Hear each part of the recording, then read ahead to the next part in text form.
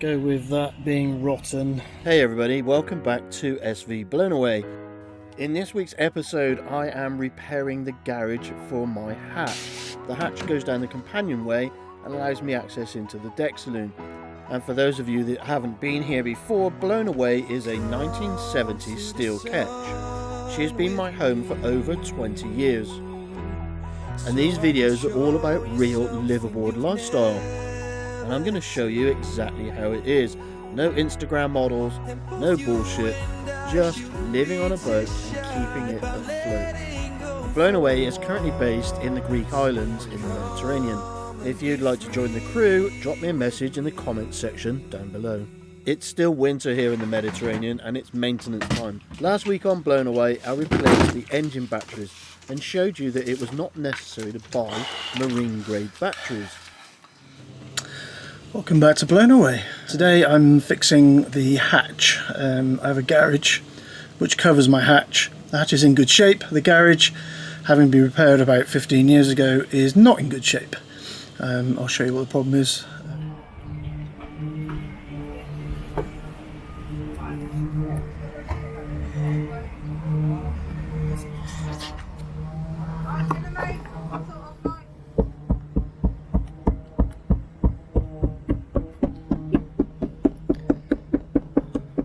Unfortunately, this is finished. It is soft, which is annoying because I hadn't planned on doing this.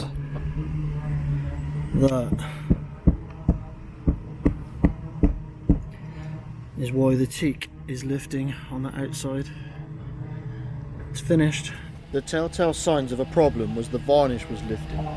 Moisture was getting under the varnish and destroying the finish, making it cloudy. It's time to make a start on replacing the plywood backboard. And as the screws that were holding this together came all the way through the teak, I decided it was a good idea to replace the teak strips at the same time, thus making this completely watertight. There will be no screws. Now the frame itself is still in good condition. It's heavy teak, probably half an inch thick, so no need for me to make any repairs other than bonding the gaps and sealing it completely. The plywood backing board sits on a routed ledge. This is what forms the base for the teak slats. My intentions are to use no screws whatsoever and bond this together completely using West System epoxy.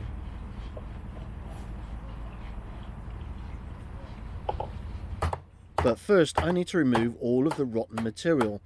Not only the plywood backing board, but also the teak strips. These are the strips that you can see me removing at the moment. Okay, so if I freeze frame this just here, you can see just how bad this varnish had gotten.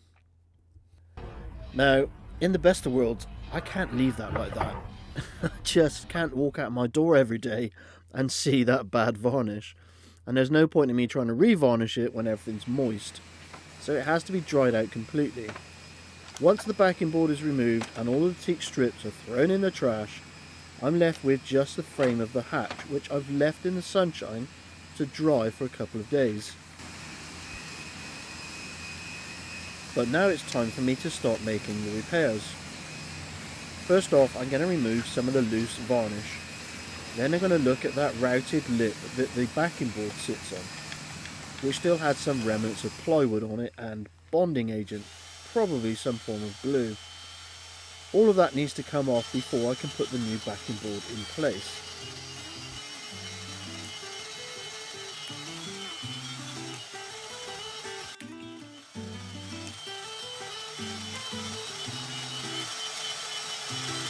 Now this belt sander is really good at removing material, but you can get very carried away with it quite quickly. So I've used a 400 grit, which is taking off a small amount at a time. I only want to remove the varnish. I don't want to reduce the thickness of the teak. But even using a 400 grit can remove a lot of material very fast. It also leaves tram lines in the wood because this is not a random orbit sander. And once all the heavy lifting is done, I'll go from a 400 to an 800 grit on the belt sander. And before this gets varnished, I'll go over it with the random orbit sander with a 1200 grit, which will remove the tram lines and give me a good surface to varnish.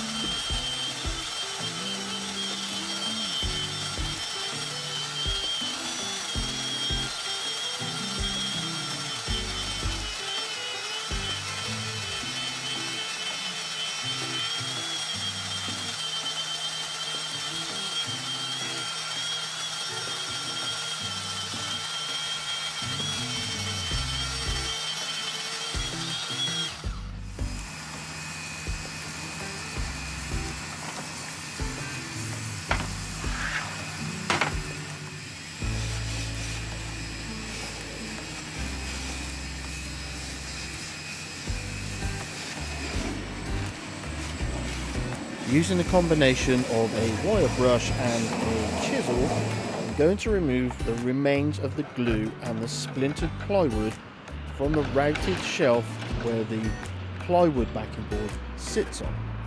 That's important because when this board goes in, it needs to be flat and level.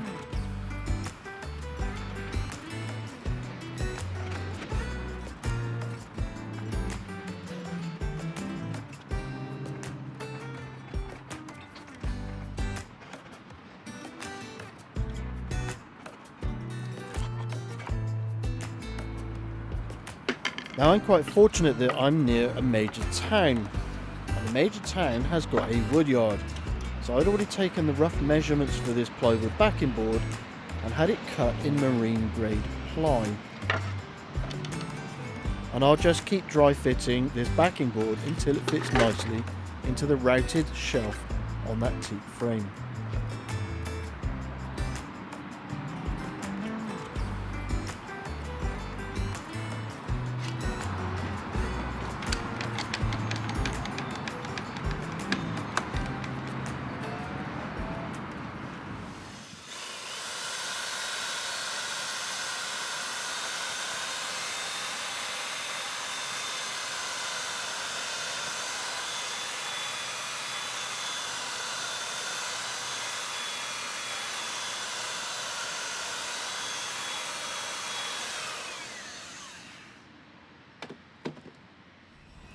With the routed ledge now clean, it's time for me to look at bonding in this plywood panel.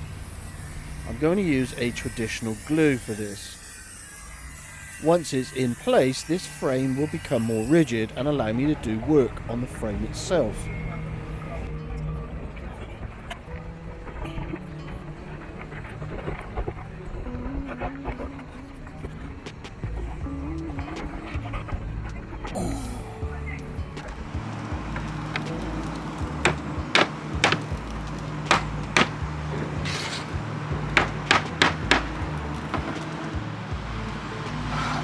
With the plywood backing board installed, it's now time to leave this glue to dry.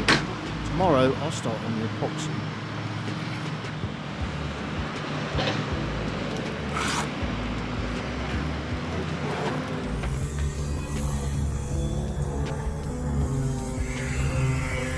I've mixed up some West System epoxy with a fast setting hardener in the hope that this will be dry before nightfall.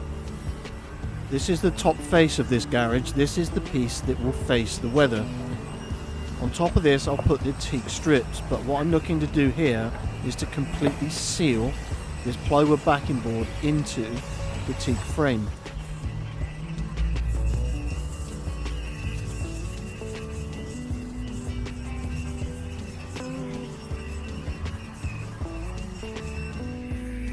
With the backing board glued into position, it also means I can apply epoxy into the small cracks in the frame.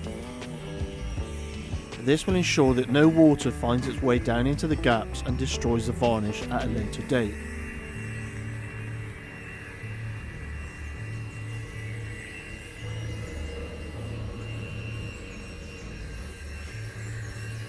With the garage now set down on a level surface, I can leave the epoxy to dry and turn my attention to the teak strips that will be set into the recess.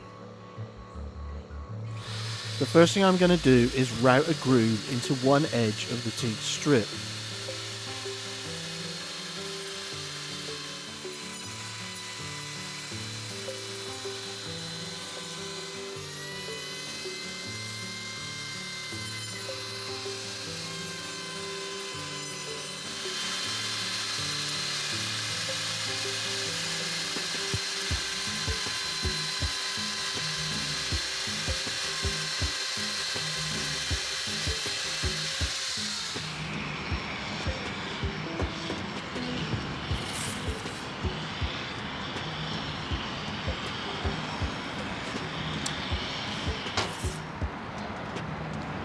To be sure that I use the correct amount of teak strips and that they all fit into this recess, I need to start from the middle and work outwards.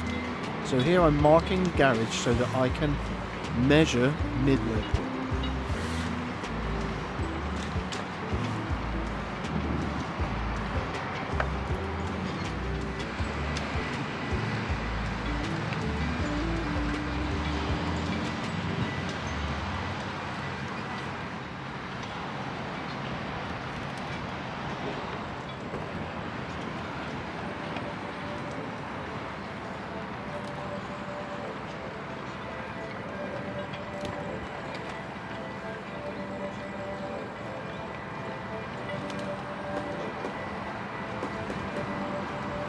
With the measurements made, I can now start to cut these teak strips into the correct lengths.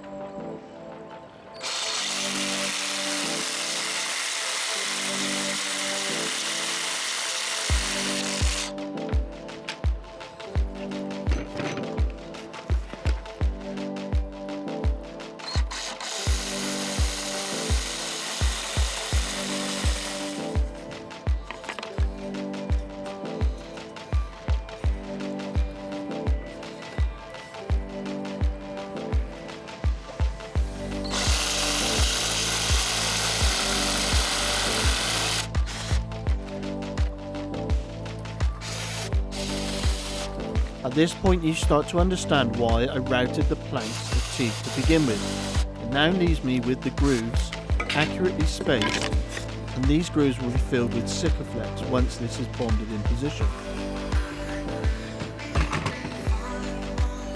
The teak that I had available is quite thin. It's not as thick as the stuff that came out originally. So I'm having to pack out these pieces to raise them ever so slightly, and then I'll flood the whole area with epoxy. But obviously I need to just get this so that they're all kind of sitting in the right place at the right level, and I'm just using a little bit of butyl just to raise them because they're too low. These are too low.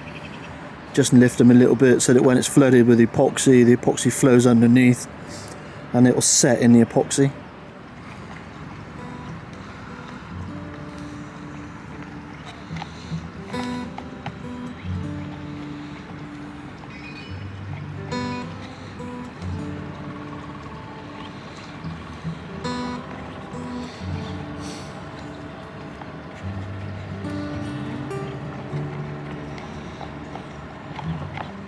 I'm now going to flood the small space between the plywood backing board and the base of the teak with epoxy, because when this sets, those boards will be solid.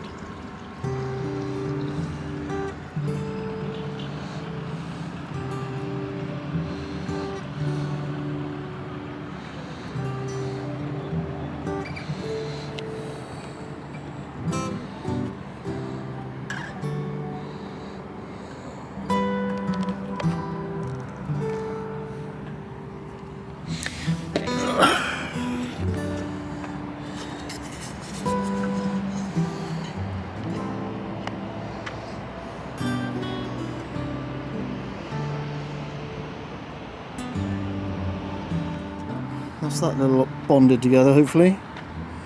So the resin will find its own level. I'll go grab a brush now and just brush in the excesses on top of the planks. It doesn't need to be there.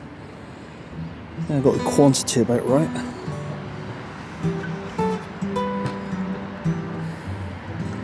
And my plan is just to run the router up and down this just to clean up the gap, basically. I'll slide those up a little bit. They're all pretty much in the right place. Happy days. The following day, with the resin set, I can now turn my attention to the cleanup. Not only am I going to route this to make sure that the grooves are all nice and symmetrical, but I'm also going to fill them with Sikaflex.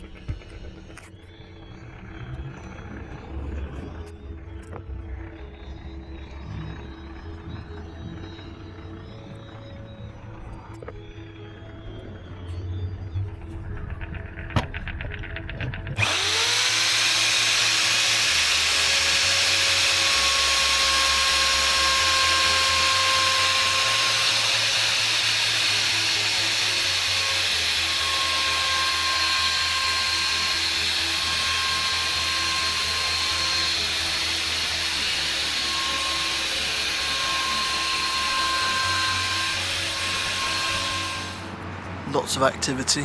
Spring is in the air. Now usually I would reach for a tube of Sikaflex 290 DC, the DC standing for deck caulking. But the local chandlery didn't have any 290, so I am using a 295. 295 is used more for bonding than it is for deck caulking, as it doesn't sand quite so well. But this is a small area, so the difference will go unnoticed.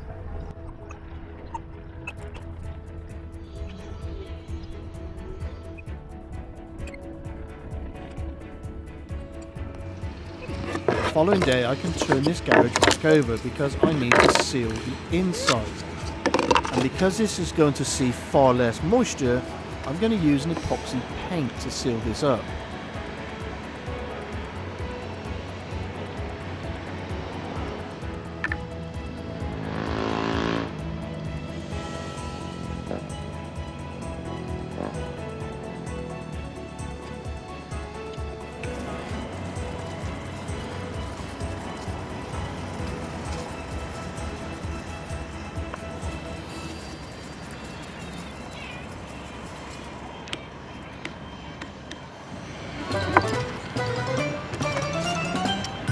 Stupid, wasn't it?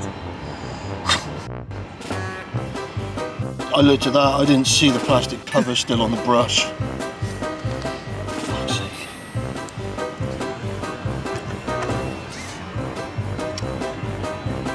Stupid, wasn't it? So with the outside sealed and the inside painted, it's very unlikely for moisture to penetrate this garage ever again. And speaking of moisture, we have got some heavy rain in the forecast. So I am going to temporarily replace this garage on top of the hatch to ensure that no rain finds its way inside of the boat. And later in the summer, when it's nice and warm, this garage will be varnished the same as everything else.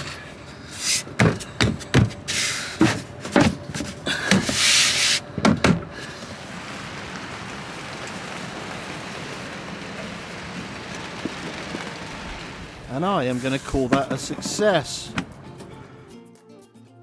Over to the supporters section. This is where we pay homage to the people that help make these videos.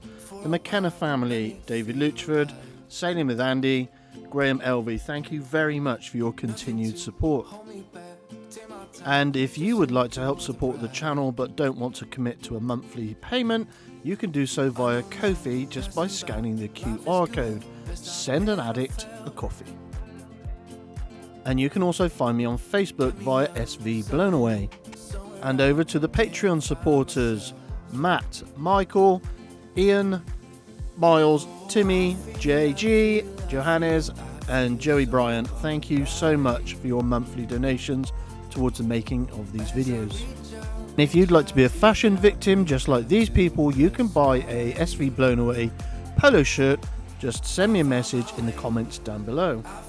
And thank you very much to Apex Trade and Deck Tent for your continued support in the making of the videos.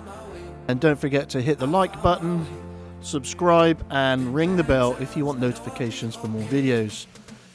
If you've got this far, thank you so much for watching. Hope to see you again next week.